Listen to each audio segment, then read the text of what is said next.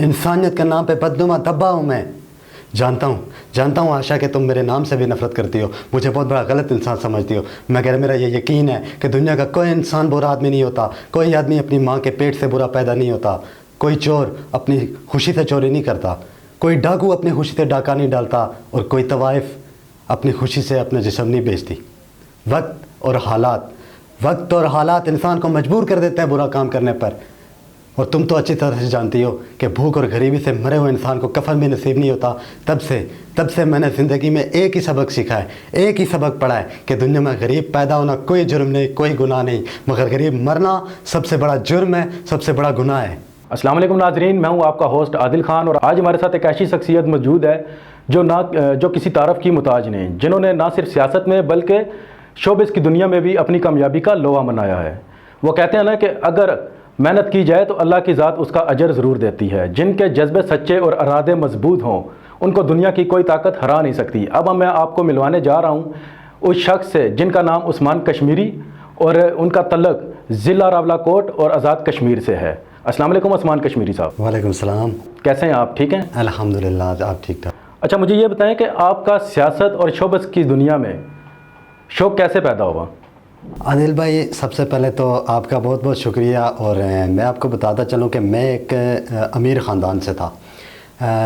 2006 की बात है कि हमारे ऊपर कुछ एक हादसात पेश आए जो कि मैं बयान नहीं करना चाहता, क्योंकि अगर बयान करता रहूँगा तो वीडियो काफ़ी लंबी हो जाएगी।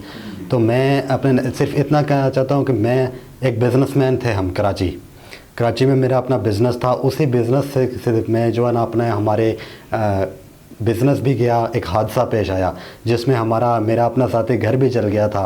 फिर उस लेवल से फिर मैं वहाँ तक आ गया कि हमने जो है ना एक टाइम खाना खाने के लिए मेरे पास नहीं थे। तो मैंने वहाँ पे तकरीबन 4 साल मैंने उस गाड़ी के साथ काम किया और मैंने ड्राइवर बना। फिर मैंने वही गाड़ी चलाई और उसके बाद मैं तकरीबन 2012 की बात है कि मैं इस्लामाबाद आ गया। यहाँ पे आकर मैं एक टैक्सी ड्राइवर था, फिर साथ साथ मैंने मज़दूरी शुरू की। तो इस तरह करते करते मैं यहाँ तक पहुँचा। और सियासत की जहाँ तक बात की आपने, तो सियासत में मेरा कोई इरादा नहीं था, कोई दिलचस्पी नहीं थी सियासत में। मैं एक टैक्सी ड्राइवर था, यहाँ से मैं बुकिंग लेके गया ये रावलपिंडी बेनज़ीर भुट्टो हॉस्पिटल में। तो मैंने वहाँ पे देखा एक बहन थी जो कि काफ़ी नर्स हैं और डॉक्टर वगैरह बाहर बैठे हुए हैं। तो जो है ना मैंने पूछा, यार यहाँ क्या वजह है, हॉस्पिटल तो अंदर है, यहाँ क्या है? तो उन्होंने कहा कि एक बहन थी, वो गरीब थी, उसके पास दाखिला फ़ीस नहीं थी, उसने एक पार्क में जो है ना बाहर पे अपने बच्चे को जन्म दिया है। तो आदिल भाई, उस टाइम मुझे बहुत गुस्सा आया कि हमारे हुक्मरानों को देखो कि हमारे जो हुक्मरान हैं कि एक गरीब आदमी सिर्फ इसलिए उसको बेड नहीं दिया गया कि वो जो है ना गरीब थी, उसके पास फ़ीस नहीं थी देने के लिए। तब मैंने सोचा, तकरीबन 2014 की बात है, उस वक्त पाकिस्तान मुस्लिम लीग नून की हुकूमत थी। आप अगर सियासत में हिस्सा लेते हैं तो आपका रोल मॉडल कौन होगा? सियासत में मेरा रोल मॉडल इमरान खान साहब है। इमरान खान साहब, उसकी कोई बुनियादी वजह? बुनियादी वजह यह है कि एक तो वो दलेर है, बहादुर है, चोर नहीं है, करप्ट नहीं है, और वो किसी का हक खाने वालों में से नहीं है। उसकी एक बड़ी वजह मैं ये बताऊं कि मैं इमरान खान साहब की सपोर्ट सिर्फ 2 बातों पे करता हूं। पहले तो ये कि ना उसके वालिद ने मेरे वालिद पे हुक्मरानी की है, ना उसके बच्चे मेरे बच्चों पे हुक्मरानी करेंगे, ये बात तो कन्फर्म है। इमरान खान अवामी लीडर है, अवाम में से आया है, और उसके कोई पीछे कोई इतनी औलाद या कोई वो है नहीं कि जिसके लिए वो हमें करप्शन करेगा और जो है ना मुल्क को वो नुकसान पहुँचाएगा। मुल्क में बढ़ती हुई महंगाई के हवाले से आप क्या कहते हैं? देखिए, मुल्क में बढ़ती हुई महंगाई कुछ गलतियाँ इस हुकूमत की हैं, बल्कि ज़्यादा है, और कुछ हम आवाम की हैं। इस बात आवाम की मैं इसलिए कह रहा हूँ कि हुकूमत अगर 80 रुपया रेट देती है एक चीज़ का कि आप 80 रुपये में बेचो, तो वही चीज़ दुकान पे हमें 180 रुपये मिलती है, डबल रेट हमें दे। तो उसकी ये है कि इस हुकूमत ने, ये जो इस वक्त मौजूदा हुकूमत है, मियाँ मोहम्मद शहबाज शरीफ साहब, इनकी अपनी मिस्टेक है। मिस्टेक ये है कि इन्होंने जब 104 रुपये पेट्रोल इमरान खान साहब के दौर में था, तो मुझे आज भी याद है कि इन्होंने कराची से लॉन्ग मार्च शुरू किया इस्लामाबाद तक। तो इन्होंने कहा कि जो है ना इमरान खान साहब ने महंगाई कर दी और जो है ना ये कर दिया। آج پیٹرول کہاں پہ ہے؟ 250-300 روپے لیٹر پیٹرول ہے اس وقت. مہنگائی تو دیکھیں عمران خان کے دور میں بھی بہت زیادہ تھی، اس بارے میں آپ کیا کہتے ہیں؟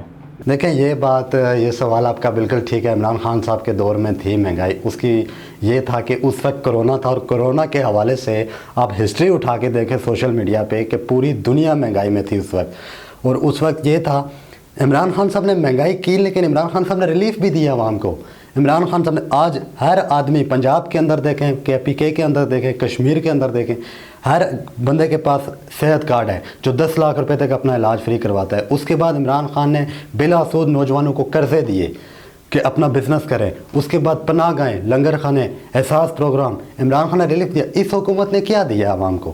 عثمان کشمیری صاحب یہ بتائیے کہ اگر عمران خان ملک کا مسئلہ حل کر لیتے تو آپ اس ملک پاکستان کو مستقبل کیسے دیکھتے؟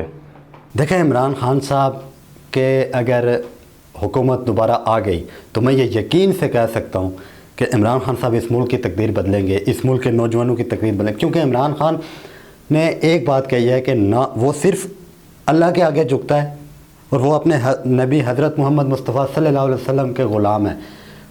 دوسری بات ایک یہ ہے کہ عمران خان کی مین بنیادی وجہ ہے کہ وہ امریکہ کے آگے جھکتا نہیں ہے. IMF کے آگے، امریکہ کے آگے وہ جھکتا. اس لیے یہ حکومت ہے یہ کہہ رہی ہے جی کہ میں ایک سوال کرتا ہوں اس حکومت سے کہ آپ لوگ کہتے ہو کہ IMF ہمیں پیسے نہ دے گا تو ہمارا ملک نہیں چلے گا. ہم مسلمان ہیں، ہمارا ایمان ہے، ہمیں روزی اللہ دیتا ہے. ہمارا ملک کیوں آج 75 سالوں سے ہم لوگ امریکہ کے جو ہے نا وہ کہہ رہے ہیں جی IMF قرضہ دے تو ہم کھائیں. ہم کب اپنے پیروں پہ کھڑے ہوں گے؟ اچھا عثمان کشمیری صاحب، میرا آپ سے ایک پرسنل آپ کی لائف کے متعلق ایک سوال ہے. مجھے بتائیں، میں نے نا آپ کی ویڈیوز دیکھی ہیں، اس میں ایک نام بہت زیادہ آ رہا ہے، عائشہ. مجھے یہ بتائیں کہ یہ عائشہ کون ہے؟ اس کے بارے میں کچھ بتائیں. اب آپ نے پرسنل لائف کے بارے میں پوچھ لیا ہے تو عائشہ ایک یہ جو ہے نا، اب میں آپ کو یہاں پہ کیا بتاؤں ناظرین کو کہ یہ میں زندگی میں پہلی بار زندگی میں نے ایک لڑکی سے محبت کی تھی، جبکہ میرا اس وقت ایکٹنگ کا، اداکاری کا میرا کوئی شوق نہیں تھا اس وقت. تو وہ اس کا نام تھا عائشہ. تو تقریباً 4-5 سال بعد جو ہے نا ہمارا بریک اپ ہوا تو یہ وہ تھی عائشہ. اچھا یہ بتائیے، اس عائشہ کے حوالے سے کوئی عائشہ کی یاد میں کوئی شعر کچھ کہنا چاہیں گے آپ؟ دیکھیں یہ ایک میں نے ڈائلاگ ہے تو اس کو میں یہ ہے کہ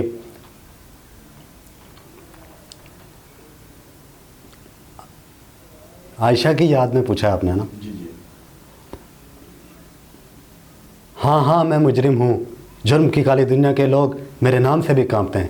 انسانیت کے نام پہ بدنما دبا ہوں میں.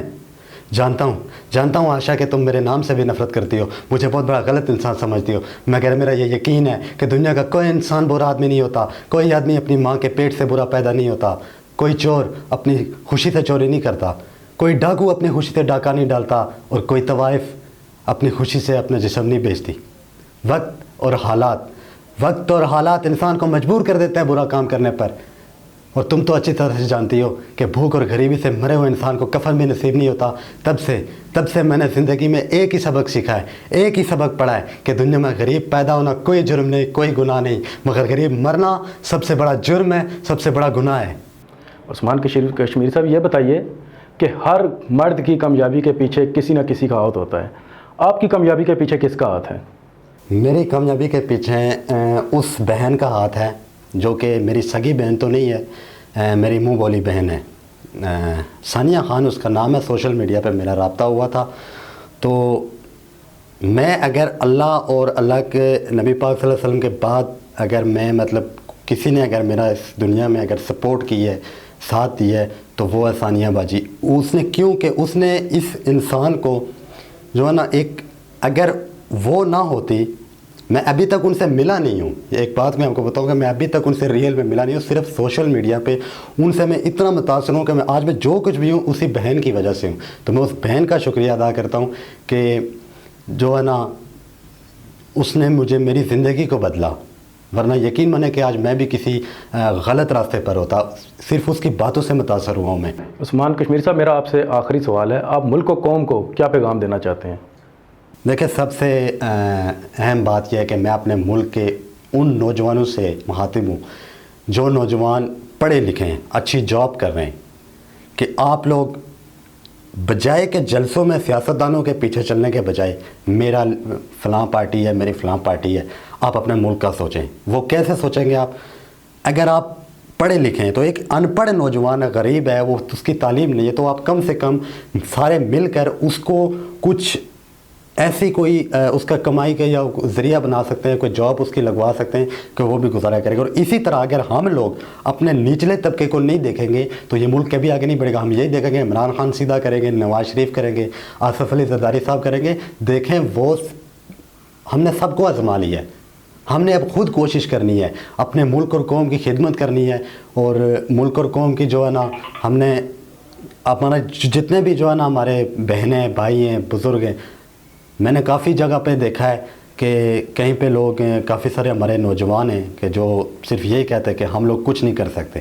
دیکھیں 1996 میں عمران خان صاحب نے پاکستان تحریک انصاف پارٹی بنائی تھی، جس پر انہوں نے کہا تھا کہ لوگ ان کو کہہ رہے تھے کہ آپ کو کون وزیر اعظم بنائے گا، ٹھیک ہے، آپ کے پاس تو اتھارٹی نہیں ہے، تو انہوں نے کہا تھا میں محنت کروں گا، آج سے 10 سال بعد بنوں، 20 سال بعد بنوں، میں وزیر اعظم بنوں گا، اور اللہ نے ان کی خواہش پوری کی۔ کیوں؟ انہوں نے کوشش کی۔ جب ہم لوگ کوشش نہیں کریں گے تو ہمارا ملک کبھی آگے نہیں بڑھ سکتا۔ جی عثمان کشمیری صاحب، آپ کوئی اگر اپنا ڈائیلاگ ہمیں سنانا چاہیں، ہماری آڈینس کو سنانا چاہیں تو وہ آپ ذرا سنا دیں ہمیں کوئی۔ یہ پاکستان پر میں نے ایک ڈائلاگ لکھا تھا بڑے پیار سے، ملک پاکستان پر، کہ یہ جتنے بھی پاکستان کے دشمن ہیں جو بھی ہیں، میں کسی ایک ملک کا نام لے لیتا ہوں، اس کے اوپر ان کے لیے میرا ایک پیغام ہے کہ یہ پاکستان کسی کے باپ دادا کی جاگیر نہیں ہے جو جب چاہے اس کے خلاف بات کرے۔ یہ پاکستان مولا علی کے شیروں کی سرزمین ہے، جسے قائد اعظم محمد علی جناح، علامہ اقبال اور اس ملک کے نوجوانوں بزرگوں نے اپنی جان کی قربانی دے کر آزاد کروایا ہے۔ بھول کر بھی میلی آنکھ سے اس کی طرف مت دیکھنا، ورنہ جس دن لا الہ الا اللہ بول کر تمہارے دیش میں گھس گئے تو تمہارے دیش کا نام و نشان مٹا دیں گے، کیونکہ ہم مولا علی کے شیر ہیں۔ یاد رکھنا، پاکستان کسی کا غلام نہیں ہے۔ جی ناظرین، یہ تھے عثمان کشمیری صاحب جن کی زندگی کے بارے میں ہم نے تذکرہ کیا۔ ملتے ہیں ایک اگلی ویڈیو میں نئی شخصیت کے ساتھ۔ اس وقت تک اپنے ہوسٹ عادل خان کو اجازت دیں۔ اللہ حافظ۔